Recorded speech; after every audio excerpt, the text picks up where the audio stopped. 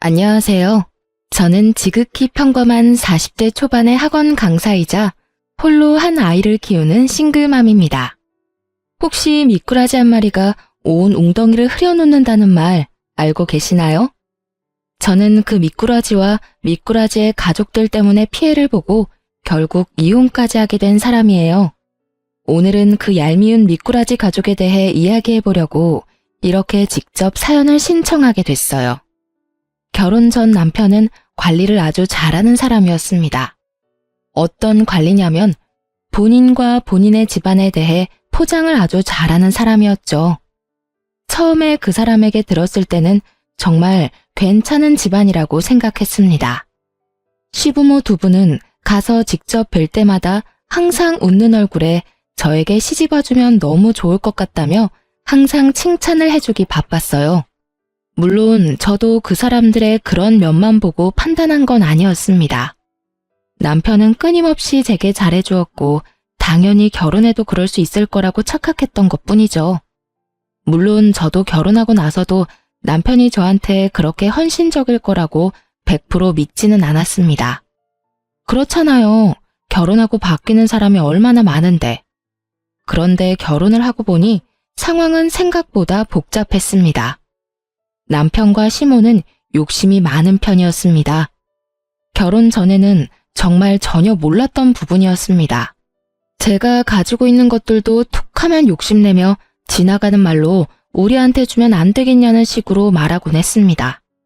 처음에는 저도 농담을 하시는 거라고 생각했는데 듣다 보면 그게 아니라는 걸 알 수 있어요. 게다가 남편은 음식점을 운영 중이었습니다. 그런데 욕심이 많으니 식당을 운영함에 있어서도 굉장히 실속 봐가며 운영을 하더군요. 장사라는 것이 그렇게 졸라매기만 한다고 더 되는 게 아니잖아요.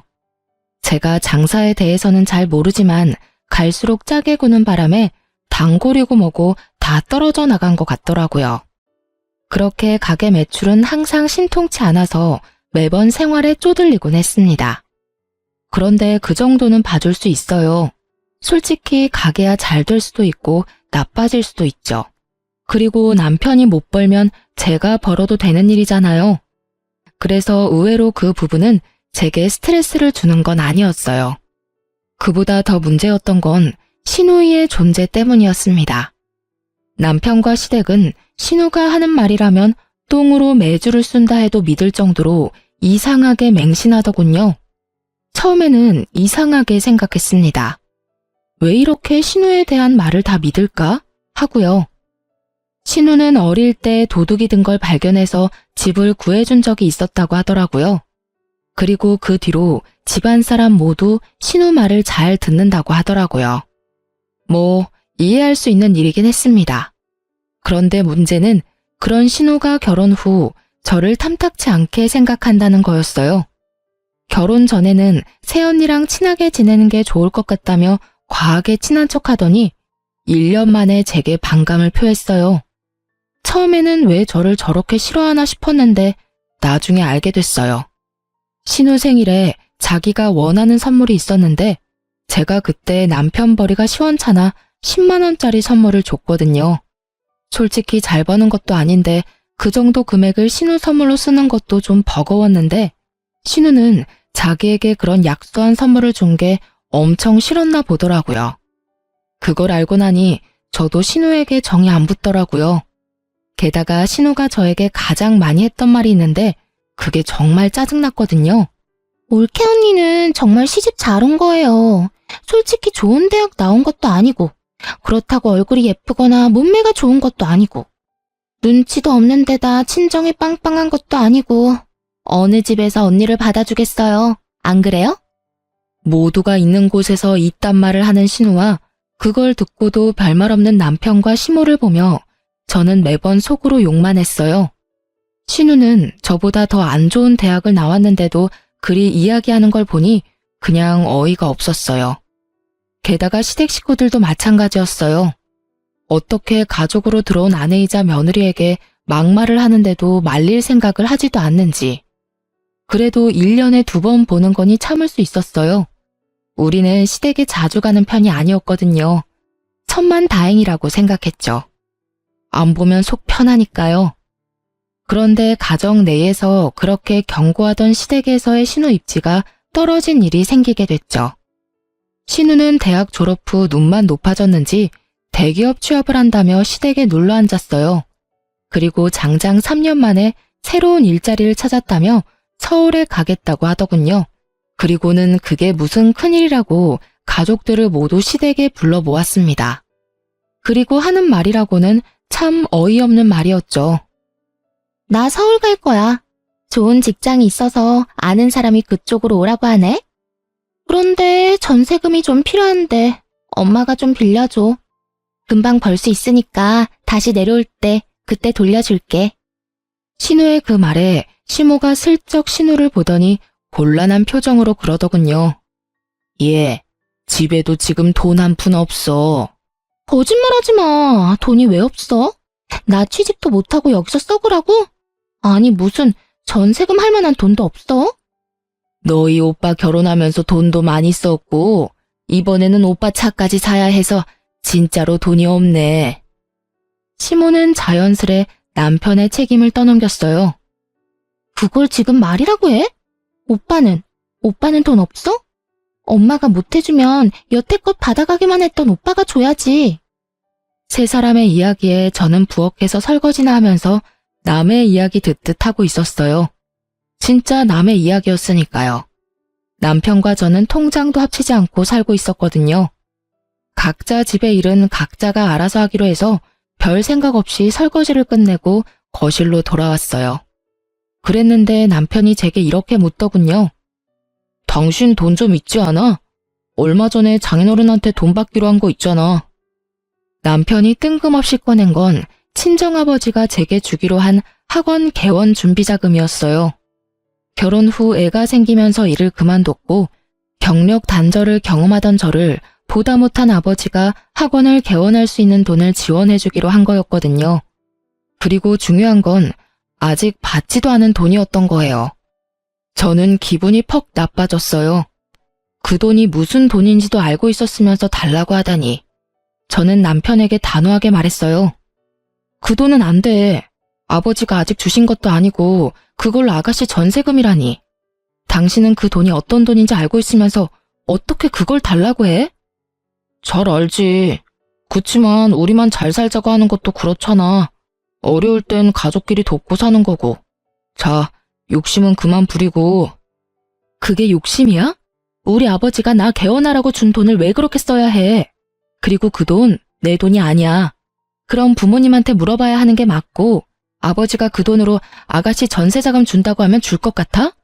그러니까 장인어른한테는 당신이 쓴다고 하고 빌리면 되지. 뭐? 나더러 거짓말까지 하라는 거야? 거짓말이라기보다 선의의 거짓말이라고 생각해. 당신은 가만 보면 욕심이 많더라? 왜 그렇게 악착같이 하나도 안 뺏기려고 하는 건데? 솔직히 내 동생이 남도 아니잖아. 누가 욕심이 많아? 솔직히 우리 집 힘들 때 당신이 도와준 적 있어? 처가댁은 잘 살잖아. 뭘 또 도와주고 말고 해.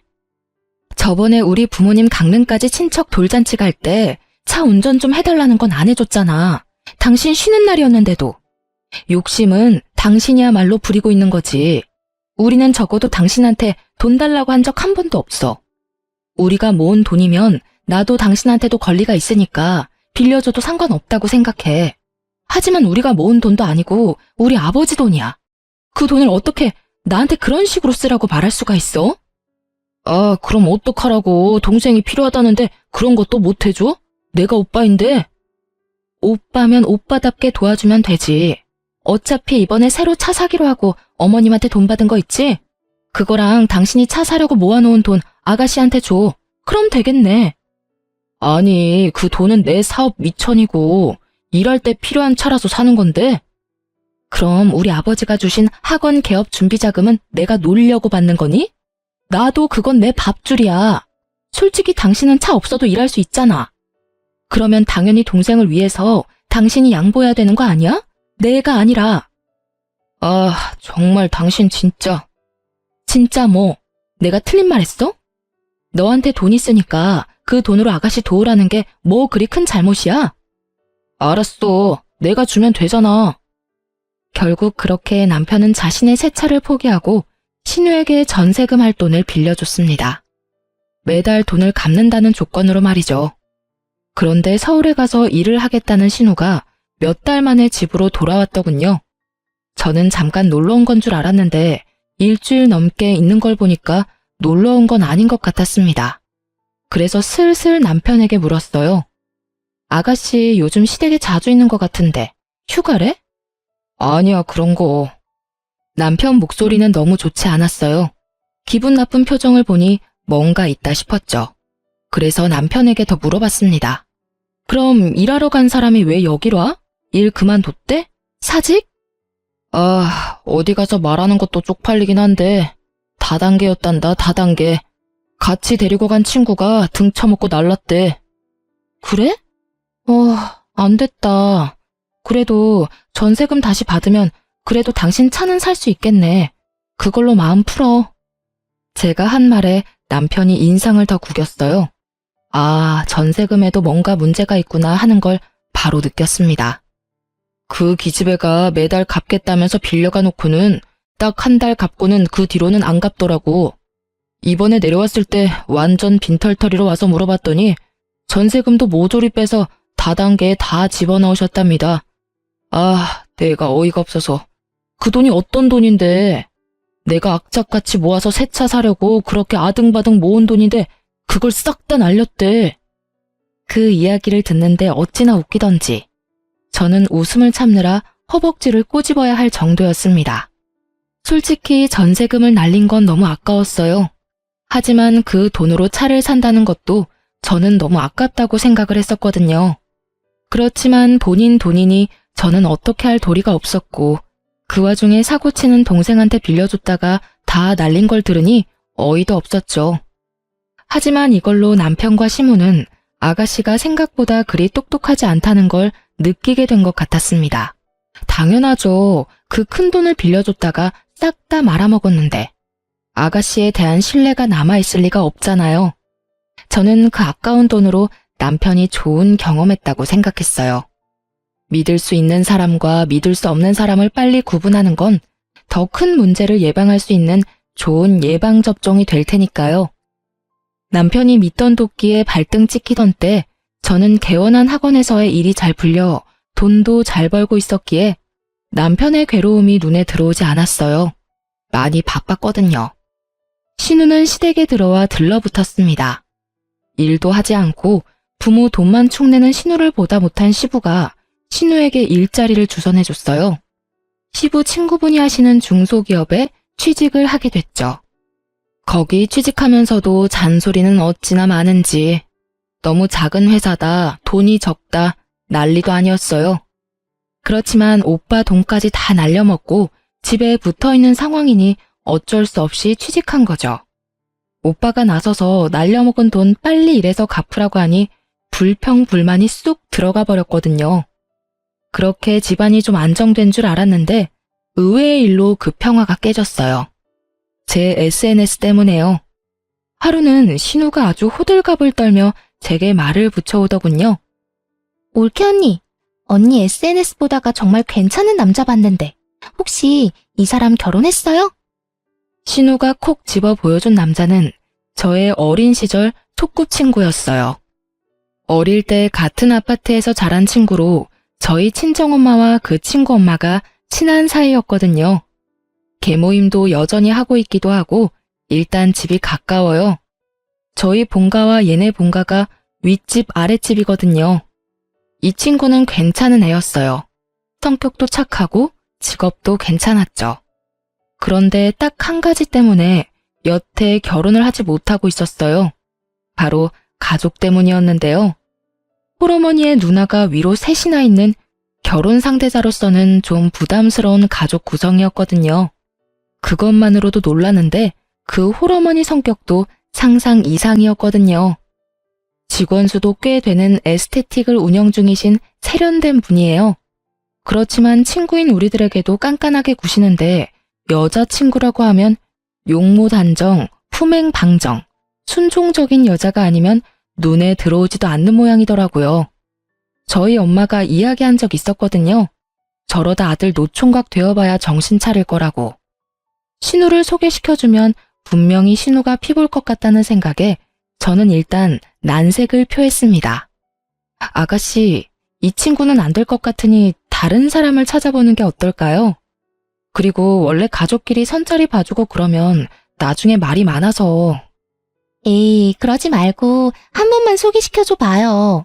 혹시라도 좋게 풀리면 엄마가 뭐라도 해주겠죠. 안 해줄걸요 하고 속으로 생각하며 저는 싱긋 웃었어요. 제 거부의 의사를 읽었는지 신우가 시모에게 쪼르르 달려가 이르더군요. 엄마, 올케 언니한테 남자 소개해달랬더니 안 된대. 엄마가 좀 어떻게 해줘봐. 시모는 제게 그 남자가 뭐 하는 사람인지 학력은 어떤지 꼬치꼬치 캐묻더라고요. 어머님, 이 친구는 아가씨가 좋아하는 유명 대학 나온 것도 아니고 집도 잘 사는 거 아니에요. 아니, 그럼 너는 우리 딸이 뭐가 모자라서 그런 남자 소개도 못 받게 하는 거야? 너 설마 우리 딸 무시해서 그런 행동하는 거니? 그런 거 아니고 아가씨가 항상 저한테 말하던 거 있잖아요. 이 친구도 대학도 좋은 곳 나온 것도 아니고 시댁이 빵빵한 것도 아닌데 혹시 소개시켜줬다가 아가씨한테 욕 얻어먹을까봐 그래요. 항상 제가 그렇다면서 욕하셨잖아요. 제 말에 신우가 어색한 표정으로 눈치를 보며 중얼거리더군요. 내가 언제 그런 말 했다고. 항상 그렇게 말해서 저는 아가씨한테 아무나 소개해주는 건 좀 꺼려져서요. 욕먹는 건 저만 먹으면 되지 굳이 친구 욕 듣게 만드는 것도 좀. 대놓고 신우의 행동을 꼬집어 반박하는 제 말에 시모가 버럭하더군요. 그런 소리를 뭐하러 가슴에 묻어놔? 그냥 철 모르는 애가 아무 말이나 짓거린 걸 가지고.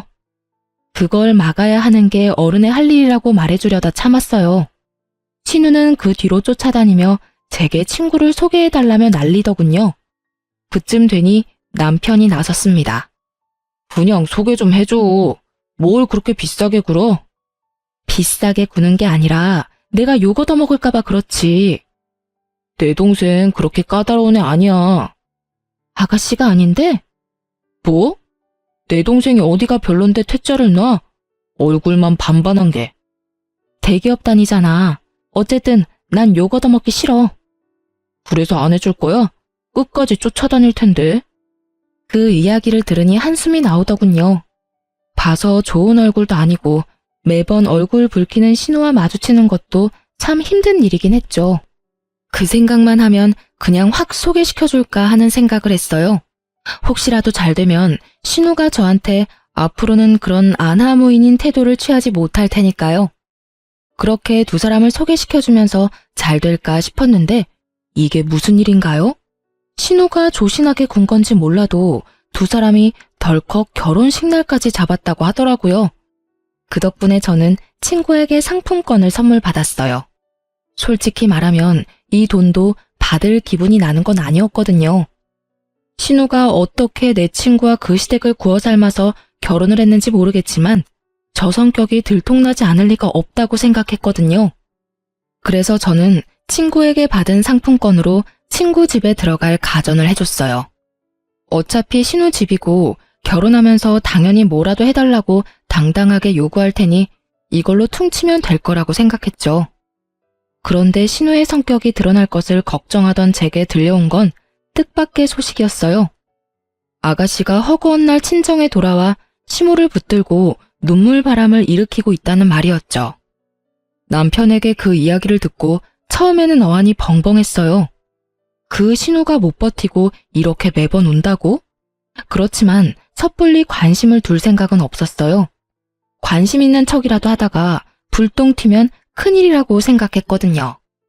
그런데 하루는 시모가 저에게 시댁에 잠시 오라고 하더군요. 일을 마치면 꽤 늦은 시간이라 다음날 가겠다고 했는데 오늘 당장 오라며 강조하길래 어쩔 수 없이 저녁에 지친 몸을 이끌고 시댁으로 갔어요. 그래, 왔니? 여기 와서 앉아봐라.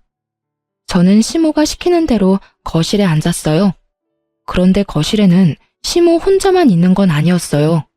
신우가 눈이 퉁퉁 부은 채 거기 앉아 있더라고요. 너 너희 신우이 눈 퉁퉁 부은 거 보이지? 네, 눈이 많이 부었네요. 울었어요? 올케 언니, 어떻게 그렇게 모르는 척 할 수가 있어요? 척이 아니라 진짜 몰라요. 저 지금 방금 여기 왔거든요. 내가 지금 시댁에서 어떤 취급 당하는지 올케 언니는 다 들어서 알고 있잖아요. 물론 아무것도 몰랐습니다. 그 친구랑 소꿉친구라고 해도 그렇게 세세한 것까지 이야기하는 친구는 아니었고 두 사람의 일과 관련된 건 절대로 제게 이야기하지 말라고 그 친구에게 신신당부를 해뒀거든요. 중간에서 끼이면 골치 아프니까요. 누구한테 뭘 듣는데요.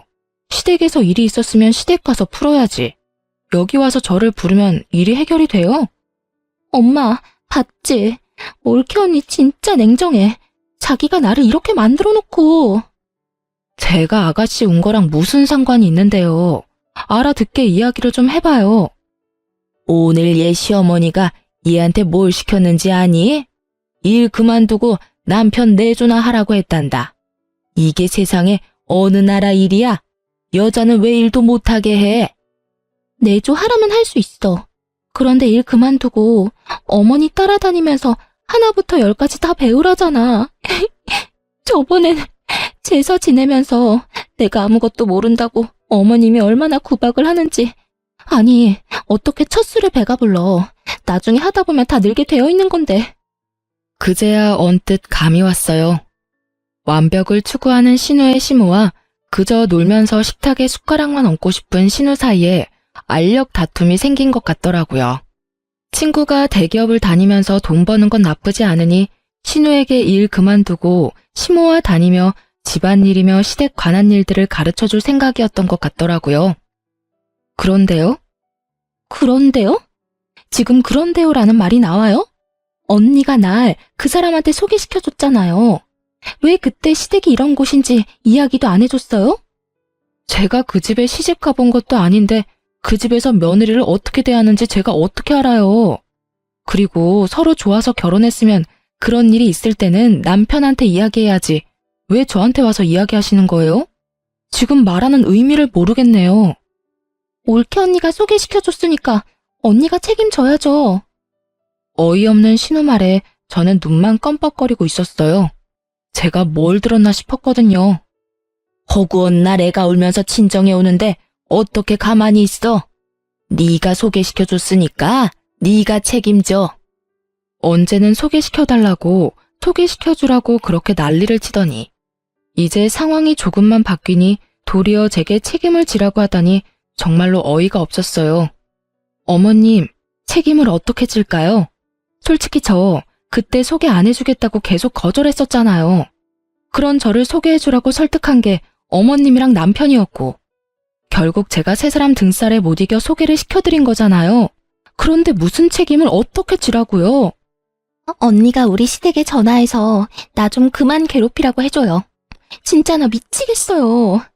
제사는 뭐가 그렇게 많은지 게다가 행사도 많고 매번 그런 일 있을 때마다 요리며 청소며 나한테 다 맡기고 이건 며느리가 아니라 노비잖아요. 그러니까 언니가 책임지고. 신우의 울먹이는 말에 저는 웃음이 나오는 것을 억지로 참았어요. 아가씨, 저는 그 집안 사람과 그런 이야기를 나눌 만큼 가까운 사람이 아니에요. 아시겠지만 엄마끼리 친한 것뿐이고 저는 그 친구 어머님이랑 따로 대화를 나눠본 적도 거의 없어요. 그런 제가 뭐라고 아가씨 시어머니에게 이야기를 해요? 솔직히 그건 선을 넘는 거라고 생각해요.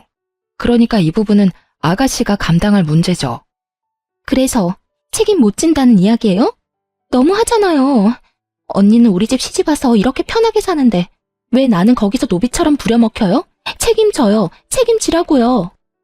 마치 어린애가 떼쓰듯 소리 지르는 신우를 보며 저는 고개를 절레절레 저었어요. 아가씨, 결혼은 제가 했나요? 아가씨가 했지. 저 아가씨 결혼하라고 등 떠민 적 없어요. 본인이 한 행동에 책임은 본인이 지셔야죠. 하물며 결혼이라는 큰일에 제가 협박이라도 했으면 모를까 말리려던 사람한테 책임지라고 하는 건 아닌 것 같네요. 올케 언니. 빽 소리를 지르는 신우를 보며 저는 소파에 놔두었던 가방을 어깨에 걸었어요. 그리고 어머님, 아가씨가 시댁일로 마음 고생하는 거 싫으셨으면 사돈댁에 직접 말씀해 주세요. 저한테 말해봤자 바뀌는 거 없고 해줄 수 있는 것도 없고 그냥 서로 마음만 상하니까요. 제가 그렇게 이야기하자 시모가 얼굴 한가득 당황한 표정으로 저한테 소리를 지르더군요.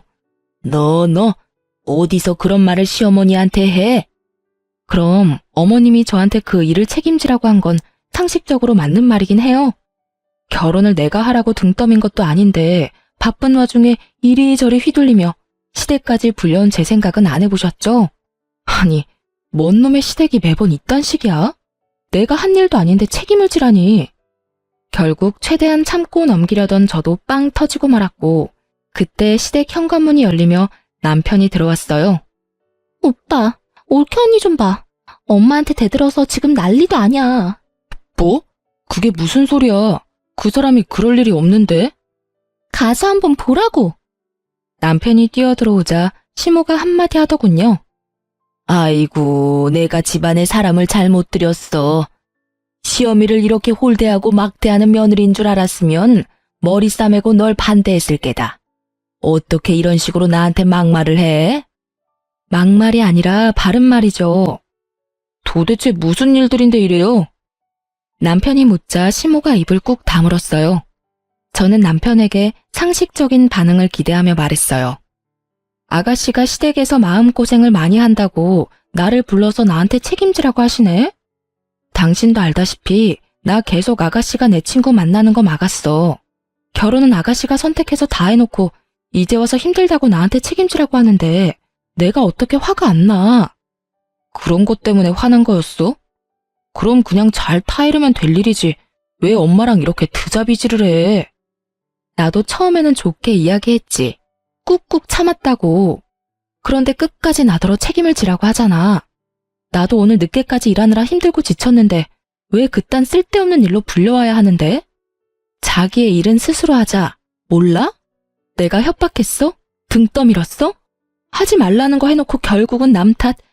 시어머니도 시어머니지만 신우도 그래. 어떻게 나한테 책임 전가를 하려고. 오빠, 이거 봐. 우리 집에 아주 이빨을 드러내잖아. 푸념 정도는 할 수 있잖아. 그걸 못 참고 엄마랑 나한테 화를 내고. 그게 푸념이에요? 힘든 사람 불러서 정신적으로 한계까지 몰아붙이는 게. 오빠, 이 상황은 모두 새언니가 잘못한 거야. 아니다. 엄마가 올케 언니한테 위자료 청구하면 되지. 거기에 나에 대한 정신적 위자료까지 청구하고. 여태까지 우리가 새언니한테 못한 게 뭐가 있어? 새언니가 우리한테 못한 것만 가득인데. 그거 가족끼리도 가능한 건가? 선을 훨씬 넘어버린 신우의 말과 거기에 동조하는 듯한 남편의 말에 저도 열이 심하게 받았어요. 당신 진짜 왜 이래? 뭐? 정신적 위자료? 그 돈 줄 바엔 차라리 당신이랑 이혼을 하고 말지. 근데 당신이 시댁까지 와서 이렇게 행패 부리고 있는 건 사실이잖아. 지금 꼴을 보라고. 당신이랑 어머님은 아가씨가 하는 말이라면 똥으로 매주를 쏜데도 믿을 사람들이잖아. 거기다가 지금 이 상황에서 누가 봐도 피해자는 나라고. 나는 아무것도 모르고 일하다가 어머님한테 불려서 여기까지 와서 이런 소리 듣고 있는 거라고. 근데 왜 내가 정신적 위자료를 줘야 하는데? 내가 받았으면 받았지. 정말 당신 나하고 이혼하고 싶어서 그래? 참다 못한 저는 강력한 한 방을 날렸습니다. 솔직히 말해서 이게 이혼까지 갈 상황은 아니라고 생각은 했어요. 하지만 저 사람들 하는 이야기 들어보니 제가 이 정도로 세게 나가지 않으면 해결될 게 아무것도 없을 것 같더라고요. 역시나 그런 생각이 먹혀든 건지 남편은 제게 미안하다며 변명을 하더군요. 여보, 이혼이라니. 나는 그런 생각으로 한 이야기 아니야. 그런 말 하는 게 얼마나 자기 딴에는 마음이 안 좋았겠어. 뭐야, 오빠? 지금 언니 편 드는 거야? 내가 있는데? 내가 지금 이렇게 힘든데 왜 언니 편을 드는 거야? 넌 좀 가만히 있어. 여보, 미안해. 앞으로는 그런 실언 안 할게. 헤어지다니. 우리 애도 아직 어리고. 남편이 저 자세로 나올 수밖에 없는 이유를 저는 잘 알고 있었습니다. 지금 현재 우리 집에서 돈을 더 많이 버는 사람은 저였거든요. 거의 모든 가게의 생활비를 담당하고 있다 보니 저에게 매달릴 수밖에 없었겠죠. 그렇지만 솔직히 용서가 되지를 않더라고요. 어떻게 신우 말 한마디에 저한테 정신적 위자료 운운할 수 있는지.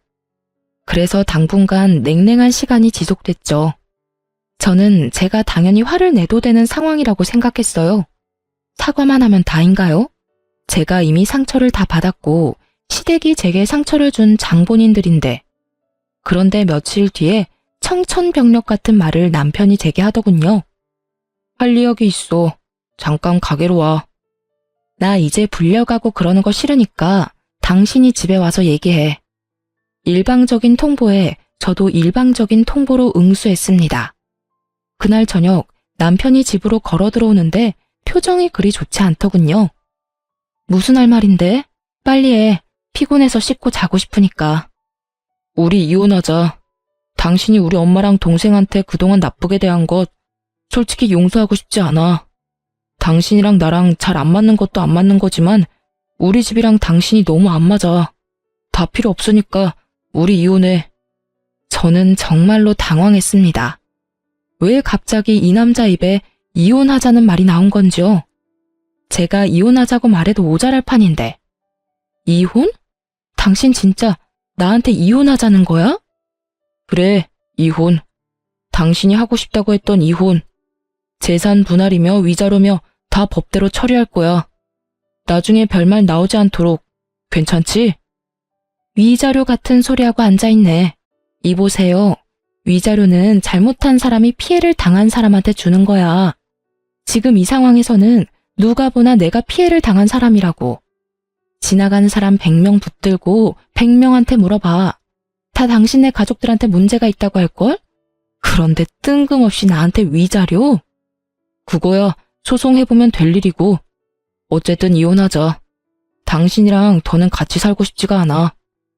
정말 어이가 없었습니다. 이렇게 일방적이고 갑작스럽게 이혼을 통보할 수 있나요?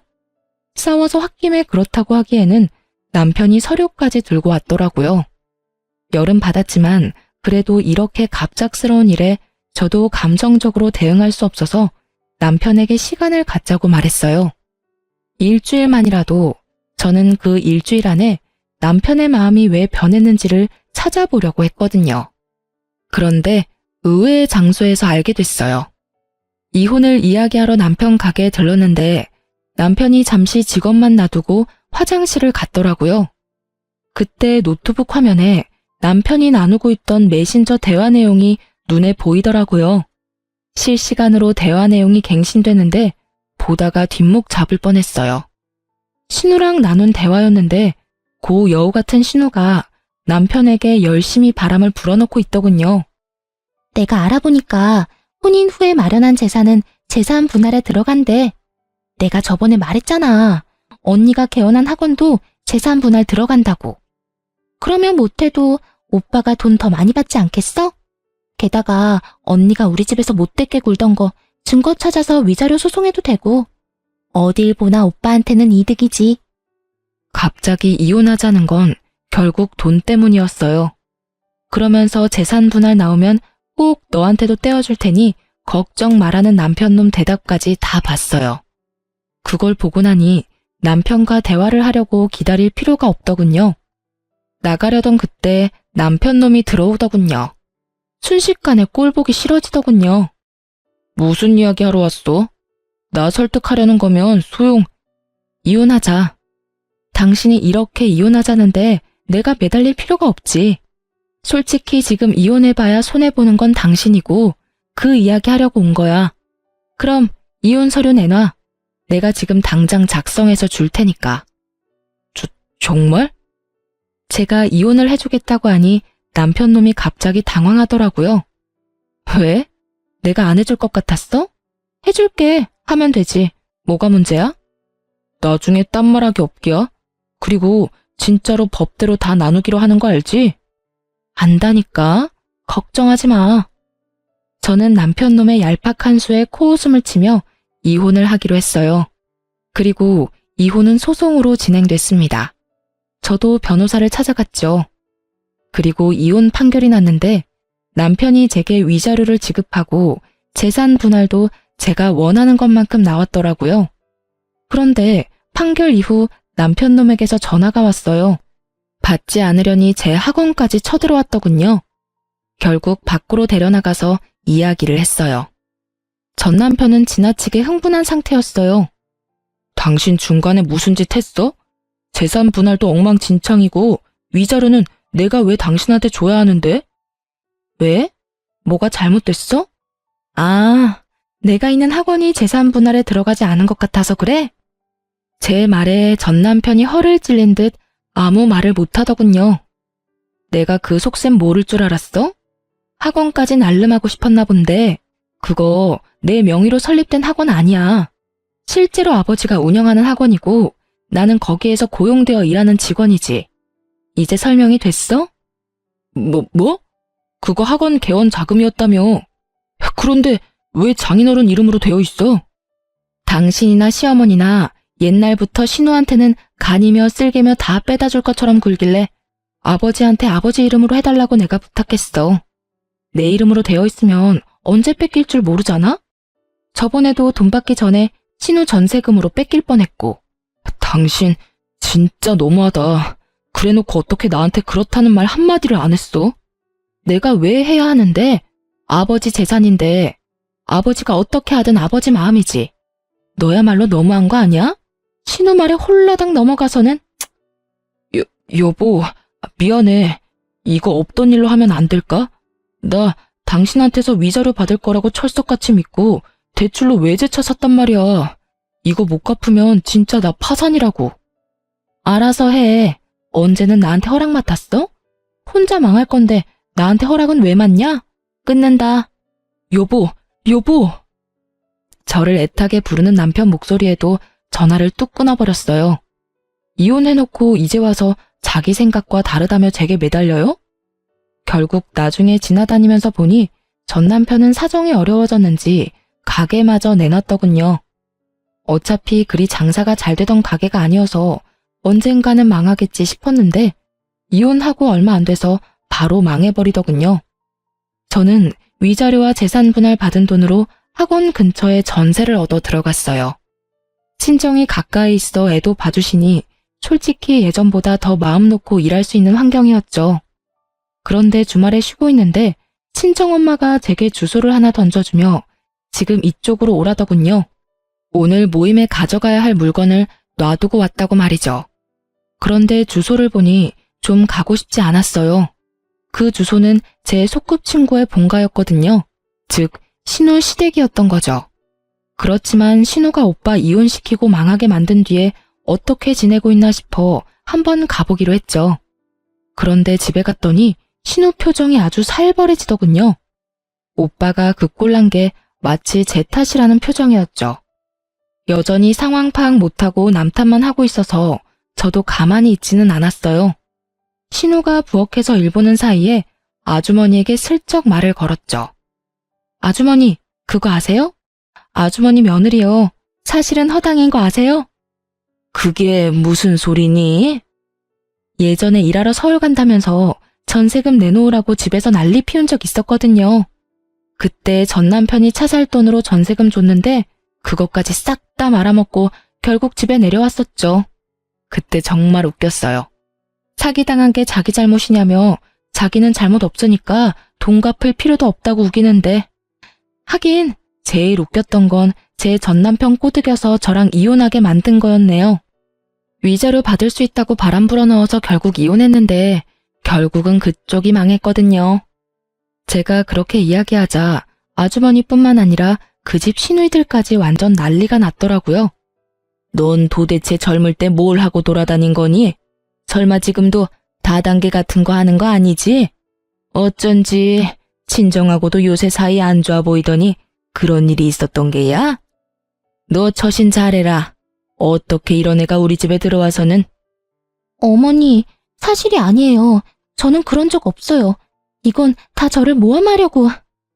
전 있는 사실만 이야기해요. 다 끝난 마당에 무슨 거짓말을 해요? 판결이 그렇잖아요, 판결이. 그런데도 이렇게 아가씨는 멀쩡하게 결혼 생활 잘 유지하고 있는 거 보면 신기하네요. 그러니까 올케는 가만 보면 참 운이 좋은 것 같아. 솔직히 대학도 별로고 얼굴이나 몸매도 그닥 좋은 것도 아니고 일은 지지리도 못하지 사고는 치고 다녔지. 내 동생 아니었으면 어디 시집이나 갔겠어? 제가 들었던 그 대사를 말해주는 친구의 누나를 보며 저는 속으로 웃음을 겨우 삼킬 수 있었어요. 저는 언니 옆에서 웃으며 말했어요. 그래도 다 과거의 일이고 사람이잖아요. 분명히 훈육하면 사람도 바뀔 테니 아주머니와 언니들이 잘 교육해주면 되죠. 빈틈없이 꼼꼼하게. 그 말에 전 신우 얼굴은 똥 씹은 것처럼 변하고 저는 그런 신우를 놔두고 그 집에서 나왔어요. 그날 저녁 전 신우에게서 전화가 왔지만 스팸으로 돌려두고 전화를 받지 않았어요. 그렇게 몇 달 지났을까요? 쉬는 날 친정에 들러서 애 맡겨두고 편하게 누워서 TV를 보는데 밖이 엄청 소란스럽더라고요. 그래서 이상하다 싶어서 현관문을 빼꼼 열어봤는데 아랫집에서 엄청 큰 고함 소리가 오가더군요. 바로 제 소꿉친구의 집에서 나오는 소리였어요. 오빠, 나가라고. 왜 여기까지 와서 행패야? 이거 안 놔? 내가 네 실체 여기다 다 까발려버릴 거야. 사돈어른, 제 말 잘 들으세요. 이 녀석 임신한 거 다 거짓말이에요. 시댁에 임신했다고 하면 자기한테 잘해줄 거라고 생각하고 거짓말한 거예요. 오빠 미쳤어? 저리 꺼지라고. 제발 부탁이야. 네 부탁 이제 들어줄 일 없으니까 너나 꺼져. 내가 지금 여기서 왜 이러고 있는데 네가 나한테 바람 넣어서 결국 와이프랑 이혼하고 가게까지 팔아먹고 배달일 하는 게 고작이야. 그런데 너는 책임질 생각은 전혀 없이 나한테 뭐? 오빠 인생이니까 오빠가 책임져? 내가 오늘 네 인생 끝장을 보게 해줄게. 사돈어른! 뭐? 그 말이 사실이냐? 어머님, 아니에요. 아닙니다. 설마 네가 그런 거짓말을 할 리가 아니다. 지금 당장 산부인과 가보자. 어서. 안 돼요, 어머님. 저 지금 몸이 너무 안 좋아서. 당장 가자는데도 뭐 하는 거야? 그래, 거짓말이 맞구나. 네가 나한테 거짓말을 했어. 내가 손주를 얼마나 기다렸는데 네 년이 이 집에 들어오고부터 우리 집에 망조가 들었어. 안 되겠다. 너 당장 나가. 내 집에서. 그리고 우리 아들 집에서도 당장 짐 싸서 나가. 당장 안 나가면 경찰 불러서 쫓아낼 거야. 어머님, 용서해주세요. 너무 힘들어서 그랬어요. 결국 두 사람 모두 아랫집 아주머니에 의해 쫓겨났더군요. 저는 거기까지 듣고 조용히 저희 집으로 올라왔어요.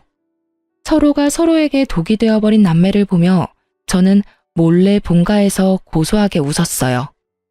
제 인생 망치려고 할 때 자기 인생은 완벽할 줄 알았던 두 사람이 결국은 서로를 저격하는 바람에 본인들 인생까지 조져버렸네요.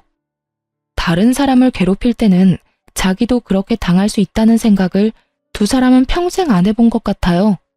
원래 다 뿌린 대로 거두는 법인데 말이죠. 역시 다른 사람한테 패 끼치며 살면 안 된다는 걸 또 배웠네요. 여러분, 그럼 지금까지 제 사연 시간 내서 들어주셔서 감사합니다. 오늘도 좋은 하루 되세요.